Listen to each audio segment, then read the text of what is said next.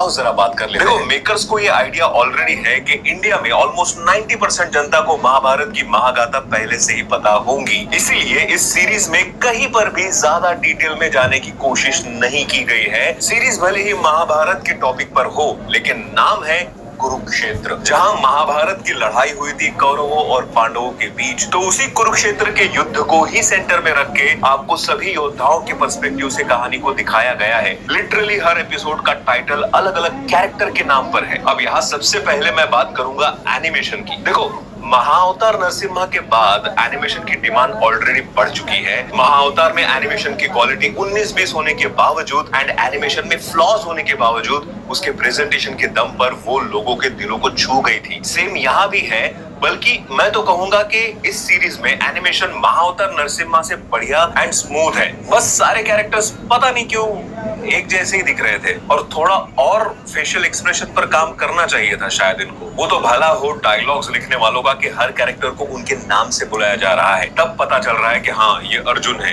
ये कर्ण है, ये द्रोणाचार्य है, वगैरह वगैरह। लेकिन इस चीज की कमी पूरी करती है अगेन इसका प्रेजेंटेशन। भाई कहीं पर भी टाइम पास न करते हुए स्टोरी लाइन काफी अच्छे से फास्ट पेस्ड आगे बढ़ती रहती है। इसमें जितने भी वीएफएक्स शॉट्स हैं वो काफी अच्छे हैं। एक जगह जहाँ श्री कृष्ण अपना विराट रूप दिखा रहे हैं अर्जुन को, वो सीन काफी अच्छा बनाया गया है। एंड शायद ये सीन भी अगर बड़े पर्दे पर थिएटर में दिखाया जाता तो इस सीन के लिए भी जरूर लोग हाथ जोड़ के खड़े हो जाते। बाकी एक बात तो है कि अगर आपको महाभारत की स्टोरी के बारे में जरा सा भी पता नहीं है, तिनका भर भी पता नहीं है ना, तो ये आपके लिए तो बिल्कुल भी नहीं है, क्योंकि ये बेसिक स्टोरी लाइन नहीं है। ऐसा पकड़ के चलो कि अगर ओल्ड वो नेशनल वाले महाभारत के 1000 एपिसोड थे, तो ये नेटफ्लिक्स वाली शुरू ही 500 एपिसोड से हो रही है। तो कैरेक्टर्स का एंड उस सिचुएशन का नॉलेज होना बहुत जरूरी है भाई। हाँ, बीच बीच में वॉर सीन के बीच में ही कई बार ये लोग बैक स्टोरी दिखाने लगते हैं, जिससे कुछ चीजें क्लियर भी हो जाती है, लेकिन अगेन वो डिटेल में नहीं है। और देखो,